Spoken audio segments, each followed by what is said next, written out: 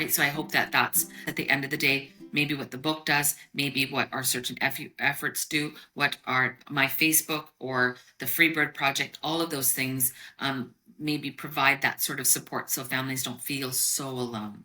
Some of the revelations that you had in going through the experience and some of these moments that maybe you hadn't given too much thought to prior to or in the before of this tragedy, like being in the background of your life and of your children's lives. And I think even that realization and sharing those little insights and tidbits of knowledge allow for people to live perhaps differently or more presently in a way that they may not have before. So, outside of families who have experienced loss or a missing loved one, they very much can benefit from the perspective that you've had to offer throughout this journey. I didn't mean for it to be that way. I was very authentic, I think, and very transparent in my process, and even in the writing. I certainly talked about my strengths and certainly my flaws as a parent that you think, and the regrets that you have. But it was very self-reflective because there's certain things that I will regret and I will continue to regret as a parent, as a wife, as a partner, as a daughter, all of those things that you go through in life. But the one thing I can say with absolute certainty, which brings me so much peace and comfort, is that Scott and I were always very much, as parents, every single day our children were told how much they were loved. We love you. Even when they were mad, oh, you're driving me crazy. I love you. They always knew. And so when I think of Ryan's final moments, no matter what those look like, no matter what circumstances surround him, um, I know my son. Um, uh, if he left this world, he left knowing how very much and deeply loved and how much he mattered to his sisters, to his friends, and to his family, and to Scott and I.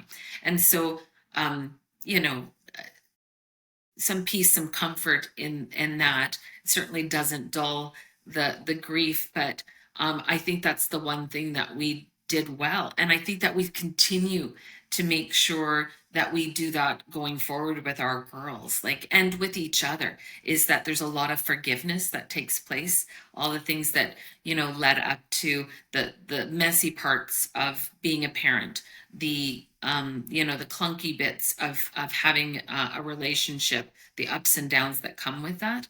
And I think that the book was allowed me to be self-reflective, and then to have grace for myself as well. It's such a cathartic and therapeutic experience, allowing yourself to sit in that emotion and to confront feelings and thoughts and things that maybe you hadn't previously allowed for yourself to do. How do you navigate the emotional labor of advocacy and this journey while continuing to cope with your own personal loss?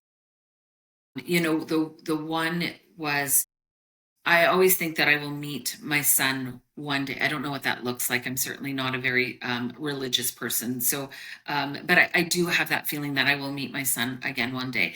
And I don't want to stand in front of my son and have him be so disappointed that I gave up, that I didn't even try, that I squandered the rest of my life on grief alone.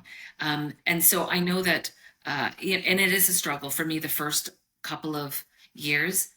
I I really struggled with doing anything that I considered frivolous.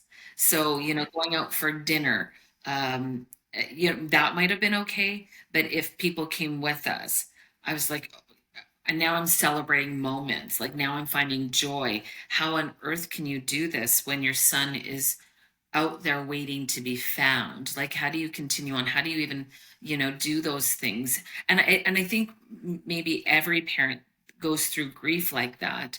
Um, but they have that closure, I think, which makes it a little bit different than somebody that is experiencing ambiguous loss, because I don't know what the outcome is. And while everybody tells you should have hope, um, there's a certain point in me. What does that hope mean? Hope is different. Hitting his head and having amnesia. Okay, that's hopeful after 7 years. 7 years of him still being out there. What does that look like for him? So, I run through the scenarios every single day on how that looks for him. But I also don't want pity. Scott and I have never wanted pity. We never want people to say, "Oh, I'm so sorry for you." Don't be sorry for us. I mean, we are going through the feelings and we're feeling them. Feel sorry for Ryan because you're not here living the life he should be living, whatever that looked like for him.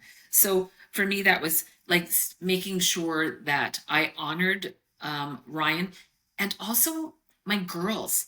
Like, they had so much taken away from them through no fault of their own, and certainly no fault of Ryan.